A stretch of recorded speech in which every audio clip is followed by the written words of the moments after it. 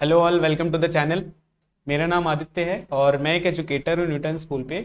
और करेंटली मैं वर्क कर रहा हूँ as a backend intern at a fintech startup in Bangalore. तो इससे पहले ये मेरे बारे में था। और न्यूटन स्कूल क्या है? न्यूटन स्कूल क्या एक प्लेटफॉर्म है जहाँ पे हम आपको within a span of 6 month train करते हैं as a full stack developer. और मेक श्योर करते हैं कि तुम्हारा प्लेसमेंट अमेजिंग कंपनीज में हो। और हमारे कोर्स का बेस्ट पार्ट ये है कि हम कोई फ़ीस नहीं चार्ज करते अपफ्रंट में। और तो और तब भी तुमसे कोई फ़ीस पे मतलब तुम्हें फ़ीस कोई पे नहीं करनी अगर तुम्हारा पैकेज 5 लाख पर एनम से कम का होता है। ये कोर्सेस एब्सोल्यूट बिगिनर के लिए भी हैं। और ये कोर्स एब्सोल्यूट बिगिनर के लिए भी है और मतलब विमेन इन टेक जैसे मतलब जो भी विमेन अपना टेक में ट्राई करना चाहते हैं करियर उनके लिए भी है। और एक्सपीरियंस प्रोफेशनल्स के लिए भी है। तो अगर तुम्हें एनरोल करना है तो यहाँ पे अप्लाई नाउ फॉर फ्री का बटन दिख रहा है, उस पर क्लिक करना, एनरोल हो जाओगे। और इसी के साथ साथ हमारे एक अमेजिंग सा इनिशिएटिव है लॉन्च पैड, जिसमें हमने क्या किया है, वेरियस प्रोग्रामिंग लैंग्वेजेस जैसे जावा हो गया, सी प्लस प्लस हो गया, पाइथन हो गया, डेटा स्ट्रक्चर हो गया, या फिर डेटाबेस के कॉन्सेप्ट्स हो गए, इनके कोर्स ट्रैक डिज़ाइन किए हुए हैं। और तुम इनको फ्री में एक्सेस कर सकते हो। बट तुम्हें क्या करना होगा, सिंपली हमारी वेबसाइट पे आके newtonschool.co पे यहाँ पे लॉन्च पैड वाला टैब दिख रहा है, उसको जैसे क्लिक करोगे तो इसको जैसे क्लिक करोगे तुम एक नए वेब पेज पे नेविगेट हो जाओगे। यहाँ पे स्टार्ट नाउ फॉर फ्री दिया हुआ है, इसको क्लिक करना। तुम्हें क्या होगा, एक सिंपल सा फॉर्म आएगा, लॉगिन फॉर्म, उसको फिलअप कर देना तो तुम्हें बहुत सारे कोर्सेज का एक्सेस मिल जाएगा। जैसे यहाँ देखो है, introduction to web and HTML है, बिगिनर्स गाइड टू जावा, मतलब ऐसा करके तुम्हें कोर्सेज मिल जाएंगे, इनको तुम एक्सेस कर सकते हो। और अच्छी बात क्या है, इसमें पर्टिकुलर कोर्स में असाइनमेंट्स हैं, क्विजेस हैं, तुम उनको सॉल्व कर सकते हो। अगर तुम्हें कोई भी डाउट आता है उस पर्टिकुलर असाइनमेंट या क्विज को सॉल्व करने में तो तुम पर्टिकुलर कोर्स इंस्ट्रक्टर से पूछ सकते हो वो चीज़, ठीक है। इसके बाद से हमारा एक प्लेग्राउंड है। प्लेग्राउंड क्या है कि जैसे मान लो तुम जावा में कोड कर रहे हो, सी प्लस प्लस में कोड कर रहे हो, तो तुम्हें इन्वायरमेंट सेटअप करने का हेडेक नहीं लेना है। तुम देन एंड देयर हमारी वेबसाइट पे कोड कर सकते हो और रन करके अपना आउटपुट देख सकते हो। तो और कॉन्टेस्ट होते रहते हैं हमारे वेबसाइट पे, तुम्हें कॉन्टेस्ट वाले टैब पे क्लिक करोगे तो तुम्हें मिल पता चल जाएगा ऑन गोइंग कॉन्टेस्ट कौन कौन से हैं और तुम उनमें पार्टिसिपेट कर सकते हो, ठीक है। तो अभी के लिए हम अपना वीडियो स्टार्ट करते हैं। इस वाले वीडियो में हम क्या पढ़ने वाले हैं, डेडलॉक को पढ़ेंगे। डेडलॉक क्या है एक्चुअली, उसको रियल लाइफ एग्जांपल से समझेंगे। और उसके बाद से देखते हैं डेडलॉक कैसे अराइज होता है। उसके बाद से ये सारी कंडीशन हम पढ़ेंगे कि अगर डेडलॉक होना है तो कौन कौन सी कंडीशन हमें चेक करनी होगी कि किस किस कंडीशन में बेसिकली डेडलॉक होगा, ठीक है। तो पहले समझते हैं डेडलॉक है क्या। इसके लिए एक छोटा सा एग्जांपल लेते हैं, मतलब रियल लाइफ एग्जांपल ले लेते हैं। जैसे रियल लाइफ एग्जांपल में क्या लेते हैं, जैसे मान लो ये लड़का है राम, ठीक है। राम को ये जॉब चाहिए, लेट अस से मार्केटिंग में, और उसके पास कोई एक्सपीरियंस नहीं है। इसके पास एक्सपीरियंस कितना है, ज़ीरो।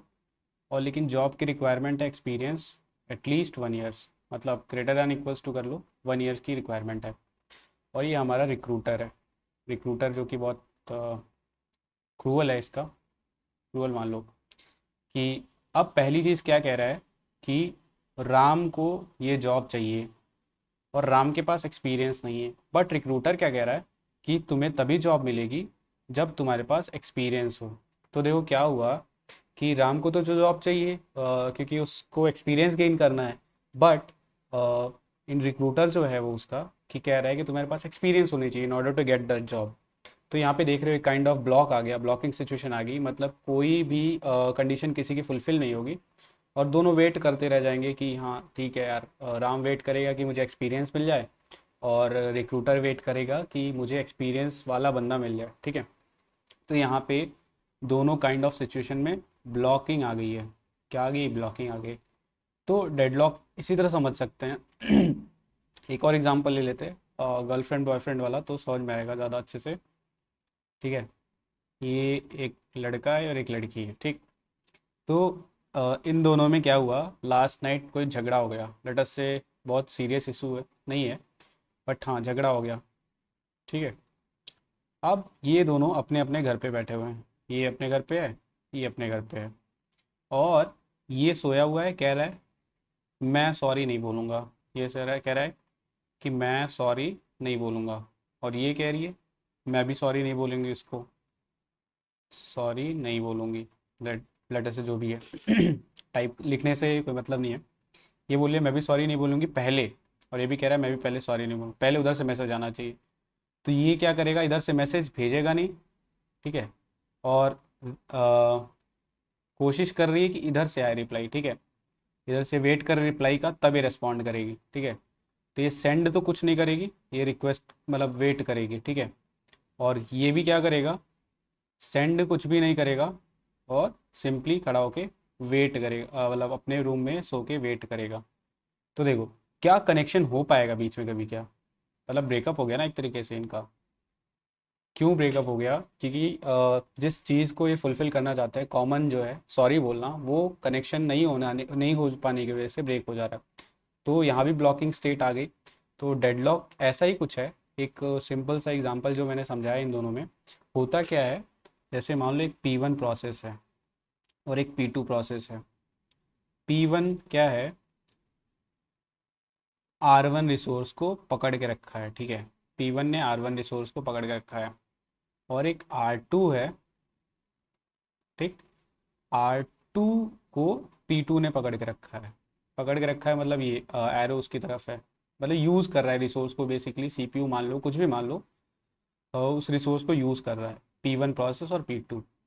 बट अब क्या कह रहा है, P1 P1 R2 के लिए रिक्वेस्ट कर रहा है कि मुझे R2 चाहिए, और P2 जो है वो R1 के लिए रिक्वेस्ट कर रहा है, ठीक है। तो देखो P1 के पास क्या पड़ा हुआ है, R1 पड़ा हुआ है, लेकिन रिक्वेस्ट किसके लिए कर रहा है, R2 के लिए, मुझे R2 मिल जाए।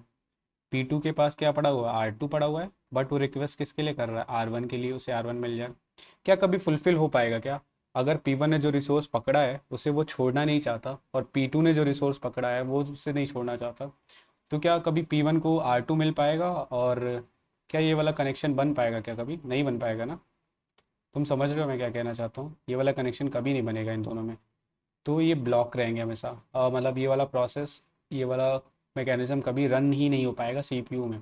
दिक्कत कहाँ आ जाएगी कि मतलब म्यूचुअली दोनों अपना जो रिक्वायरमेंट है वो तो नहीं फुलफिल कर पा रहे ना, कि जैसे मान लो बस ये ब्लॉक रहेंगे, ये प्रोसेस यहीं रुका रहेगा, वेट करते रहेंगे, इनफाइनाइट टाइम तक वेट करेंगे, और एक टाइम के बाद से तुम्हारा सिस्टम हैंग हो जाएगा और तुम्हें रीस्टार्ट करना पड़ेगा, ठीक है।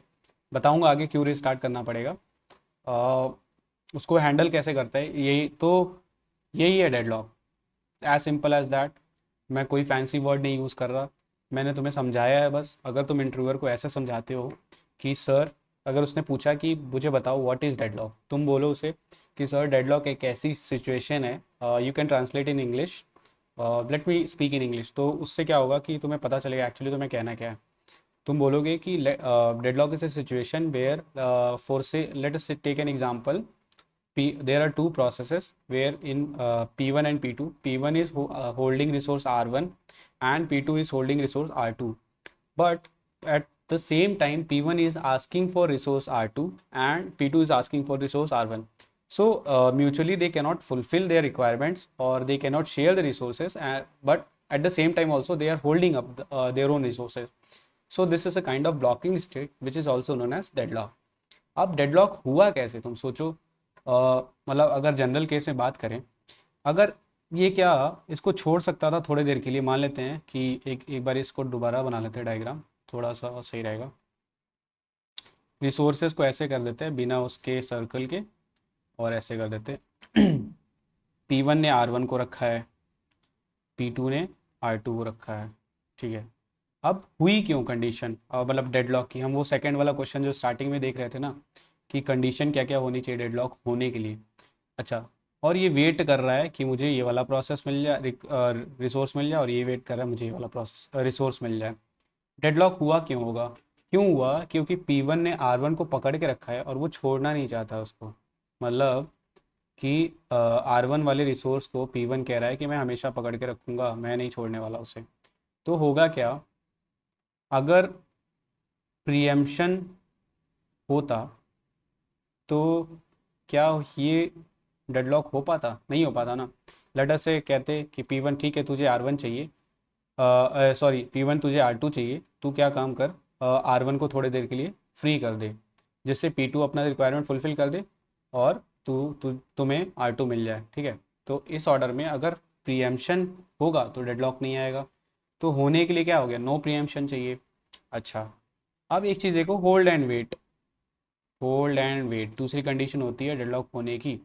होल्ड एंड वेट क्यों कह रहा मैं, जैसे कि मान लो हाँ, होल्ड एंड वेट इसलिए कि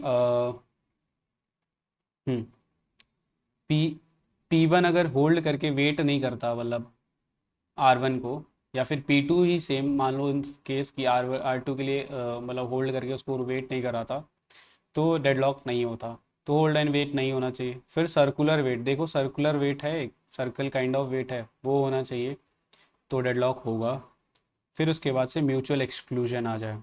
म्यूचुअल एक्सक्लूजन आ जाए कि अगर एक प्रोसेस किसी एक रिसोर्स को यूज़ कर रहा है तो कोई दूसरा यूज़ नहीं कर सकता। यही चीज़ तो हम बता रहे थे कि मतलब कि जब क्रिटिकल सेक्शन वाली चीज़ बताई थी कि एक रिसोर्स मतलब एक वेरिएबल, एक मेमोरी सेक्शन को कोई और वेरिएबल यूज़ नहीं कर सकता इन केस अगर कोई दूसरा प्रोसेस उसको एक्सेस कर रहा है, ठीक है। तो यही चीज़ डेडलॉक के लिए नेसेसरी हो जाती है कि कंडीशन हो जाए। क्यों, देखो अगर म्यूचुअल एक्सक्लूजन ऐसा नहीं करते हम कि P1 छोड़ सकता था, अगर P1 ने R1 को रखा है, P2 ने R2 को रखा है, at the same time P2 भी इसको एक्सेस कर ले रहा होता, तो म्यूचुअल एक्सक्लूजन रहा ही कहाँ, तो मेरा डेडलॉक कभी आ पाता नहीं, आ पाता ना। तो आई होप तुम्हें समझ में आ गया डेडलॉक क्या है। बाकी तुम पढ़ सकते हो, बस इतना इस काफ़ी होता है, मतलब बहुत इनफ है। तुम इंटरव्यूअर को समझा सकते हो। अगर इसके आगे पूछता है तो he would be asking like कि डेडलॉक अवॉइड कैसे करेंगे, वो हम आगे वाले वीडियो में कवर अप करेंगे। तो इस वाले वीडियो में हमने क्या क्या कवर अप किया, एक बार इसको रिवाइज कर लेते हैं। पहले हमने समझा डेडलॉक आखिर होता क्या है, फिर उसके बाद समझा डेडलॉक अराइज क्यों होता है, फिर कंडीशंस समझी क्या क्या होती है, म्यूचुअल एक्सक्लूजन ये याद रख लेना, मतलब बेसिकली टर्म्स याद रख लेना, नाम से तो मैंने समझा ही दिया। म्यूचुअल एक्सक्लूजन ये है कि एक रिसोर्स को एट अ टाइम एक ही प्रोसेस यूज़ करेगा, ठीक है, ये हो गया। होल्ड एंड वेट, कोई एक दूसरे को पकड़ के रखता है किसी रिसोर्स को, तो वहाँ डेडलॉक आना ज़रूरी आता ही आता है। नो प्रीएम्पशन, अगर वो कंडीशन है कि प्रीएम्प्ट नहीं होगा तो वहाँ पे भी डेडलॉक आएगा। सर्कुलर वेट, सर्कुलर वेट है तो भी डेडलॉक आएगा। तो ये था बेसिक सा डेडलॉक के बारे में। और इसके नेक्स्ट वाले वीडियो में हम डेडलॉक अवॉइडेंस को पढ़ेंगे अच्छे से, इन डेप्थ उसको समझेंगे क्या है डेडलॉक अवॉइडेंस। और तब तक के लिए तुम लॉन्च पैड पर जाके कोर्सेज देखो, उसमें एनरोल करो, असाइनमेंट सॉल्व करो, और see you in the next video. Thank you.